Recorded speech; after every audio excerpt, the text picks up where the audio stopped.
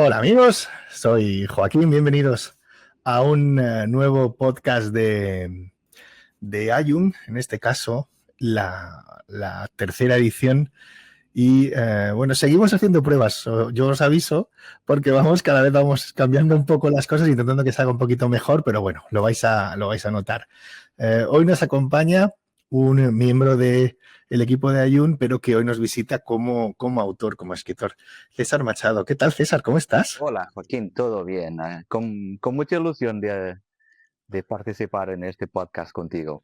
Qué bueno, muchas gracias. Bueno, vienes de hacer tu presentación, que fue un cariñoso baño de masas. Fue muy bonita, una presentación muy emotiva. Muy emocionante, la verdad que sí, tienes toda la razón. Fue... Yo en el... Perdona, dime. No, te iba a decir que me sentí muy acariñado y es muy reconfortante ver que a pesar de no tener familia de sangre viviendo aquí en la isla, sí que tengo una familia que me arropa mucho y que me Sí. quiere mucho. Bueno, llenó el salón de Agapea para la presentación, así que bueno, fue muy bonita, muy emotiva y la verdad es que sí, gente muy cariñosa la que te sigue. Yo normalmente a mí el podcast, yo soy de los que tuve la suerte de poder leer el libro antes que los demás, a mí me lo pasaste, yo lo leí dos veces con un iPad. Luego fue en la presentación cuando pude verlo ya físicamente. Y bueno, tengo aquí una serie de preguntas que he redactado y si te parece, pues vamos a echarle un vistazo. A mí me apetece más que profundizar estrictamente en el libro, porque creo que para eso están las presentaciones, ver un poco más tu faceta como autor y luego, pues como creo que muchas de las personas que nos ven pueden ser o quieren ser autores o son autores también, pues ver un poco tu proceso de trabajo, ¿no? De acuerdo, me parece bien. Bueno, vamos a empezar por lo básico primero. ¿Dónde nace la idea de la mirada del olvido? Haznos una pequeña introducción de todo. Pues La mirada del olvido nace hace 21 años, muy poco tiempo después de que naciera mi hijo de carne y hueso, que el libro es de mi segundo hijo. Ajá, Em, yo una noche me desperté ya de madrugada con la idea de que quiero escribir un libro. Y tenía el proyecto en mi cabeza, sabía más o menos los personajes principales, sabía lo que iba a ser cada uno de ellos, sabía cómo quería empezar el libro, por dónde desarrollarlo y cómo quería terminar, a excepción de una única cosa, ajá, y era justificar el porqué de que Mark, que es mi personaje ajá, principal, cuente su historia. ¿Qué es lo que ajá. lo lleva a contar su historia? Eh, Esa parte la fui meditando ahora recientemente cuando retomé el proyecto y finalmente a pocas semanas de darlo por terminado se me ocurrió ¿Cómo lo ibas a cómo hacer? hacerlo, cómo hacerlo. Luego te voy a preguntar, porque son 88 capítulos, muy bien hilvanados. Tengo que decir que son 522 páginas que se leen muy fácil. Me alegra mucho que insistieses tú en eso en la presentación. Y es la pura verdad. Son capítulos más o menos cortos, muy accesibles. Uno te lleva al otro, uno te lleva al otro, y al final no te das cuenta y te has bebido un libro de 500 páginas. Es curioso que lo menciones porque, eh, como has visto, después de la presentación, mucha gente ha decidido comprar el libro y mucha gente se me acercó para que lo firmara. Ujú. Y una de esas personas, mientras estaba en la fila para que le firmara y le dedicara el libro, cuando llegó me dijo, pues ya voy por el tercer capítulo. Y yo digo, no, Mientras esperaba. mientras esperaba. Y yo digo, Mira, qué te parece? Pues ya estoy enganchado, ya no... Qué bueno, qué bueno. Qué bueno. Oye, has contado que tenías un poco la estructura, los personajes. No sé si me lo has dicho o dónde encaja el título en esto. ¿Era al principio, al final? El, Básicamente el título es la esencia del libro. Ujú, La idea que yo tenía era de una persona que pierde todo, pierde su familia, pierde sus amigos, pierde todo, pero no pierde su esencia, no olvida sus raíces. ujú, Y en determinado momento, la mirada que él tiene de una persona que con mucho bagaje, esa mirada es usada por una compañía cinematográfica para un cartel de una película. Ujú. Y a través de eso, ese cartel viene a ser posteriormente el enlace que le hace retomar el contacto con lo que había dejado atrás. Ajá. Entonces, esa mirada que se ve en el cartel de la película y que se ve también en la portada del libro, es eso lo que es la mirada del olvido. Y Luego hablaremos, ¿perdona? sí, sí, y te iba a decir que a partir de esta idea nace todo lo demás. Ujú.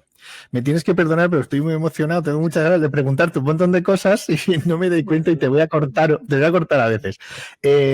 Vale, yo voy a mencionar 4 personajes principales, aunque hay varios más, que son Marc, efectivamente, Clara, Arnau y Laia. Sí. ¿Cómo trabajas y cómo eres capaz de ponerte en la piel de los 4 cuando escribes? Porque son personajes muy diferentes, con inquietudes muy diferentes y con sufrimientos muy diferentes. La personalidad y el sentir de cada uno de ellos es muy diferente. Em, Eso se va a ver posteriormente, también se va a ver reflejado en el material extra que he decidido añadir al libro. Ujú. Em, lo que hice fue hacer un esquema de la personalidad de cada uno de los personajes. Ujú. Entonces, primero hice un esquema de los personajes que quería, luego les atribuí una personalidad, posteriormente los puntos claves de la vida de cada uno de ellos y a partir de ahí empecé a desarrollar toda la historia. Eso. Háblanos, tengo la pregunta para más adelante, pero háblanos si quieres ahora del material extra, que me parece muy interesante. Sí, es la primera vez que una novela, eh, el autor decide añadir material extra. En este caso, en el mismo libro, en el papel, está un poema que fue escrito por Marc Vidal, por mi personaje principal, y que resume un poco lo que fue la historia de su vida. Pero posteriormente todos los principales personajes han decidido escribir poemas también. Ujú. Entonces, en el libro existe un código QR, una forma privada o semi-privada, solamente quien tenga acceso al libro podrá acceder a ese código QR, eh, que le llevará a una página web donde tendrán 13 poemas a disposición de los lectores. Tendrán también material extra y tendrán incluso canciones Ujú. de cada uno de esos personajes. Esta es una novedad importante porque las canciones son espectaculares. Es una de las cosas que incluso a los que trabajamos contigo nos ha sorprendido, porque claro, nosotros intentamos ser los primeros críticos. Las canciones, yo por ejemplo, la principal la primera que nos pusiste en el grupo de trabajo que tenemos, que fue interpretada por Clara, es maravilloso lo que se logra. Eh, no sé cómo describirlo, es emocionante, es que entona perfectamente, no desafina. No sé, cuéntame un poco sobre eso, porque quedamos fascinados. Sí, la verdad que fue un trabajo muy emocionante. Yo inicialmente la idea era poner una sola canción y y un solo poema, pero cuando me llaman para ingresarme en el hospital, que estaba ya el libro listo para las rotativas, para imprimir, Ujú. los días que estuve en el hospital le fui dando vueltas, y dije, pues necesito algo más, necesito hacer algo que sea único, que nadie más haya hecho. Y, y como tenía mucho tiempo libre, empecé a escribir Ajá. y así terminó. Y bueno, y canciones. Al final tenemos un disco, Al ¿no? final tenemos 13 canciones, creo recordar, ¿puede ser? 13 canciones, así 13 es. canciones, que son, Es ya os verdad. digo que son espectaculares. Cuando accedáis a ellas os va a sorprender el nivel de calidad que hay y muy pegadizas, además muy pegadizas. Vamos un poco a los temas del libro. El libro habla mucho de volver a casa. ¿Esto lo has hecho como autor o César piensa realmente que se puede volver de verdad Yo atrás? pienso que nunca es tarde. Siempre estamos a una decisión y a un pequeño paso de poner esa decisión en práctica. Es un poco eso. Los personajes y las emociones que los personajes viven en el libro son emociones mías, pero todo lo demás es ficción. pero las emociones sí son emociones mías y son muy importantes. Luego otra cosa que me parece fascinante con una novela de esa envergadura de 500 páginas, pero tus personajes, hay muchísimos silencios en los personajes. Son muchas cosas que los personajes a lo largo de la novela no dicen. ¿Te interesa más un poco lo que se calla que lo que se habla? Porque has contado mucho, pero aún así se nota muchísimo esa presencia. Sí, yo pienso que es una novela que se sale bastante de los moldes tradicionales de la novela de espionaje y de tráficos. Mm, Normalmente las novelas de espionaje, de tráfico de armas, de tráfico de lo que sea, se centran mucho en la parte técnica, ujú, se centran mucho en la acción, a la acción de puñetazos, de explosiones. ujú, La mía se centra en la emoción, ujú. en las emociones que sienten cada uno de los personajes. Es un poco eso. Mm. Ya te dije yo en la presentación que a mí me había pillado en mal momento, porque es una novela preciosa. No quiero decir con esto, hay que explicarlo muy bien. Es una novela emocional. Que sea emocional no significa que sea un drama, ni que sea muy triste, ni nada. Es una novela muy emocional. De hecho, tú me contaste que una compañera tuya o un compañero tuyo a la que le mandabas capítulos te dijo también que le había parecido que era una novela que llegaba muy profundo. Y es una pequeña advertencia que hice entre risas, pero en serio, de hay que cogerla preparado. Te va a dar muchas alegrías, pero hay que cogerla preparado en un buen momento. Sí, a mí se me acusa de ser muy cinematográfico. Es que lo es, el libro lo es, luego lo hablaremos, sí. Eh, eh, los, cuando yo escribo, yo intento transmitir al lector las sensaciones que yo estoy sintiendo en ese momento, los olores, los sonidos, todo lo que mi personaje estaría sintiendo en ese momento de ser real, yo lo estoy sintiendo al escribir y al escribir quiero transmitirlo a mis lectores. Ajá. Por eso, cuando no te sorprendas o, o no se sorprendan los lectores cuando, por ejemplo, estén en un mercado y empiecen a sentir los olores de la fruta Sí, fresca, sí, sí, de las sí. verduras y del pescado, Claro, de la carne, ya. porque eso van a sentirlo. Luego vamos a hablar de la parte cinematográfica, una parte bélica que tuviste incluso asesoramiento, que nos visitó en la presentación. Vamos un momento al proceso creativo. Esta es la parte que a mí más me gusta, donde yo más me siento identificado y busco un poco tips, ayudas, comparativa con otros autores. Cuéntame un día típico de escritura para ti. ¿Tienes rutinas, manías, música que utilizas, rituales? Tengo rutina que no es una rutina accidental. Yo pienso mucho más por la noche. Eh, Sé que le pasa lo mismo a otros escritores o incluso a otros artistas de música o pintores o de cualquier otra rama del arte y que por la madrugada es cuando nos vienen las ideas. Entonces, a mí me pasaba bastante que 5:30, 6 de la madrugada, me despierto con una idea en la cabeza y sé por experiencia propia que si no la pongo por escrito, esa idea se pierde. Uh -huh. Entonces yo me levanto, me voy al ordenador, escribo lo que tengo que escribir y tengo que terminar el capítulo. No puedo dejarlo a medias. Tengo Sí, que sí. empezar y terminarlo. ¿Que me tardo 10 minutos? Pues 10 minutos. ¿Que me tardo 2 horas? Pues me tardo 2 horas. Pero por la madrugada es cuando mejor se vienen las ideas. Esa es Eh, un poco mi eh, rutina. Cuando terminas el libro, ¿vale? El libro está terminado, lo mandas a imprenta, lo ves, lo vemos juntos, tenemos ahí el libro. ¿Está terminado ya o siempre le haría retoques? Le haría retoques. Le haría retoques. Sí, sí, sí. Siempre, siempre, Siempre hay algo siempre que... hay algo. Bueno, luego te preguntaré el truco que tengo yo para no hacer retoques, es pasar a otra cosa, pero luego te voy a preguntar en qué andas después en eso. Tu faceta como piloto me interesa muchísimo, porque todos los demás podemos ser o artistas o tener otras cosas, pero eso es muy complicado. Eso es algo que ahora mismo solo tienes tú de todos los autores que yo conozco. ¿Tu faceta como piloto puede ser que de alguna manera afecte a tu mirada como escritor? No te sé decir sinceramente. Yo creo que afecta mi experiencia personal como piloto y afecta a lo que te he dicho antes, de que nunca es tarde. Yo desde siempre quise ser piloto, pero nunca pude serlo.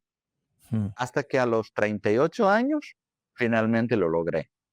Y muchos amigos, muchos familiares me decían, tú estás loco, ¿cómo vas a hacerte piloto? Ya eres muy mayor para eso. Nunca es tarde. Yo cuando me quedo atascado, digo, le pido a los autores clásicos, ayudadme, tú lo tienes más fácil, tú coges un avión y te vas más cerca de ellos, es posible que allí tengas más inspiración, es otro tipo de momento, seguro, pero... Pero sí, la verdad que eh, he tenido la oportunidad de volar muchas horas en la cabina en la cual simplemente ver pasar el tiempo y ver pasar los kilómetros y las millas. Y, y eso me da mucha libertad para pensar y todo. Pero te soy sincero, eh, las ideas para el libro no me han venido en la cabina. Ah, vale. Te voy a preguntar ahora después un momento, solo quiero una pequeña preguntita, tú como lector, que me recomiendes algún libro que estás leyendo, pero bueno, por último, de esta faceta ya de autor, ¿alguna escena, hay algún capítulo de los 88 que te costase mucho escribirlo? ¿Tienes así a bote pronto? Igual no, pero me dices, no, es que el 36, sí, lo tengo clarísimo, llegué a este y algo pasó en este. Em, la parte que más me costó, no por la dificultad de escribir, sí por por las emociones que sentí al escribirlo. Eh, Mark, hay un dado momento en el cual él, después de 40 años, sin que su hijo lo viera, él sí lo vio pasar en la calle, en un momento muy, muy, muy bajo, cuando él estaba viviendo como mendigo, viviendo en la calle y vio pasar a su hijo. No se atrevió a presentarse, no se atrevió a hablar con él y decirle, hijo, yo soy tu padre. Su forma de reaccionar fue decirle, algún día tendré las condiciones para dar la cara, y empezó a escribir cartas que posteriormente lanzaba al mar, porque tampoco se atrevía a enviar las cartas. Esas cartas yo las sentí mucho, mucho. Fueron emociones, lágrimas incluso que soltaba y que me caían por la cara, porque yo sentía lo que estaba escribiendo. Entonces, ese fue posiblemente el momento más difícil durante toda la escritura, escribir esas cartas. Bueno, los últimos libros que hemos leído, estoy seguro que los compartimos, porque los dos hemos leído a Fernando, hemos leído a Tony, hemos leído a Chim, pero a lo mejor estás leyendo o releyendo alguno de ellos. ¿Qué estás leyendo ahora mismo? ¿O qué tienes o te estás tomando un descanso? Ahora mismo estoy pensando en una secuela de La Mirada del Olvido, Ajá. pero también estoy leyendo un libro que me gusta, a mí me gusta mucho la historia, la arqueología, y este libro, a pesar de que no es un libro de historia, es un libro basado en hechos reales y se llama Bizancio. Uh-huh. Habla de un monje en Irlanda que posteriormente fue raptado por unos vikingos, y a partir de ahí lo llevan a una serie de aventuras por todo lo que es el medieval y todo lo que es la Europa de ese tiempo, pasando por Turquía y por todo lo que es el centro de la acción de ese tiempo, del siglo XI-XII, y la verdad que lo estoy disfrutando mucho. Vale, antes hablábamos de que es un libro muy cinematográfico, de tu habilidad cinematográfica a la hora de enlazar, porque no es fácil, hay muchísimos flashbacks, la historia salta adelante hacia detrás y la verdad es que creo que es muy complicado hilvanarla, se nota que hay un trabajo muy concienzudo para ordenarlo. ¿Cómo has trabajado para tener todo eso claro primero en tu cabeza y luego poder transmitirlo a nosotros? Es un poco lo que te comentaba anteriormente, que yo hice un planning de los personajes van a tener esta personalidad y van a vivir estas aventuras y van a vivir estas situaciones. Luego, el momento en el cual decido meter o enlazar el presente con el pasado, fue surgiendo de forma más o menos natural. Ujú, Eh, no es teniendo claro qué va a hacer cada cual, luego el ujú, momento o el párrafo en el cual entra el pasado y en el cual da el salto otra vez al futuro, sale de forma más o menos ujú. natural. Tienes luego, bueno, es un libro de mucha documentación. Primero eliges una ciudad muy concreta, en un momento muy concreto, luego hay unos sucesos bélicos también que son importantes. Mencionaste en la presentación que tuviste ayuda para según qué tipo de investigación. Hable un poco de la documentación y de quién te ha ayudado y cómo has hecho ese proceso. Sí, pues cuando yo empecé a escribir el libro en 2004, escribí los primeros 10, 12 capítulos y luego lo paré por cuestiones personales y mi cambio de venir de Portugal para Mallorca, adaptarme, todo eso lo paré. Pero también porque la investigación estaba siendo demasiado laboriosa y me estaba tardando demasiado tiempo y dándome demasiado trabajo en hacerlo. Hay que tener en cuenta que hace 20 años las herramientas digitales que tenemos ahora de nuevas tecnologías no existían, no estaban tan desarrolladas. Entonces, la mayoría de la investigación era muy lenta y muy laboriosa. Cuando retomé la escritura, todo se había hecho mucho más accesible. Ahora mismo tú le pides a cualquier inteligencia artificial un listado de lo que sea y te lo da en segundos. Entonces, yo me hice valer de la inteligencia artificial para asesorarme en esos aspectos.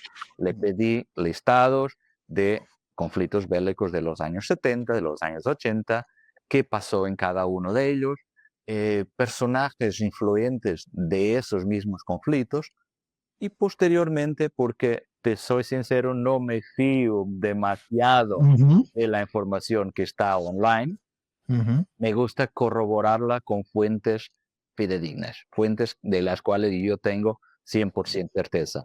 Entonces, tengo la suerte de contar con un muy buen amigo que es un experto en esos temas, que es mi amigo Jaime Ferrer.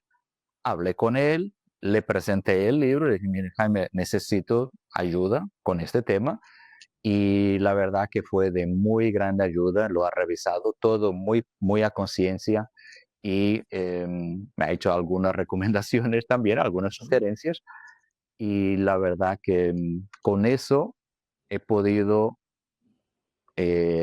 escribir un libro en el cual los conflictos y todos los factores, todo lo que es comprobable porque realmente han ocurrido, están correctos. No hay discrepancias.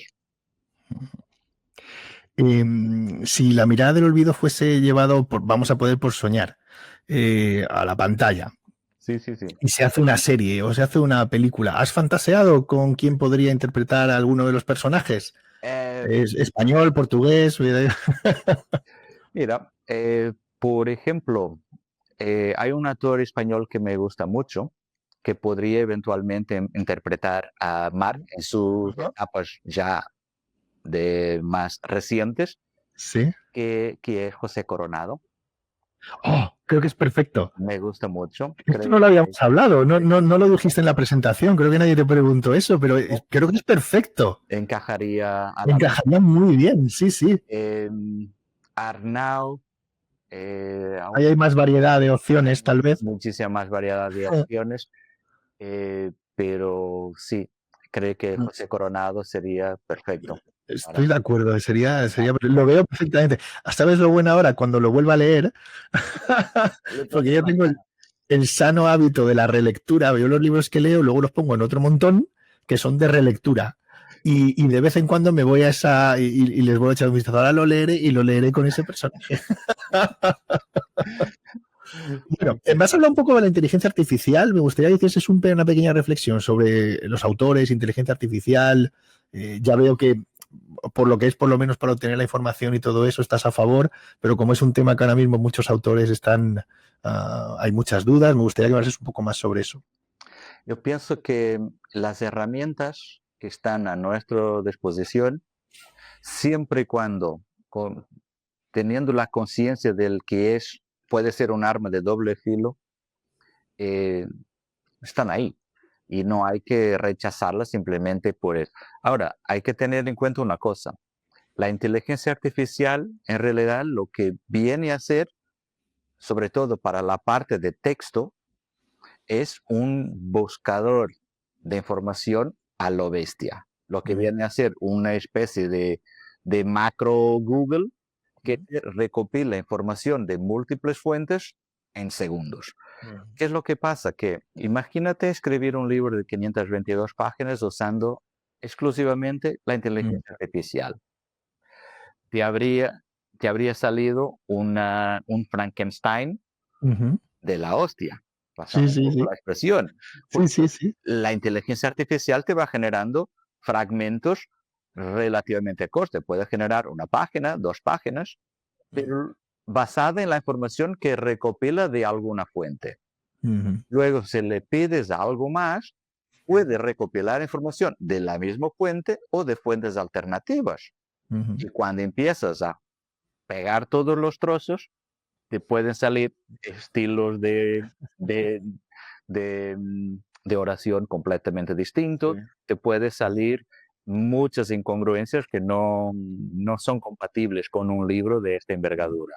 Ahora, para recopilar información, sí, va bien. Sobre todo si luego la vas a comprobar que realmente lo que te está diciendo es real.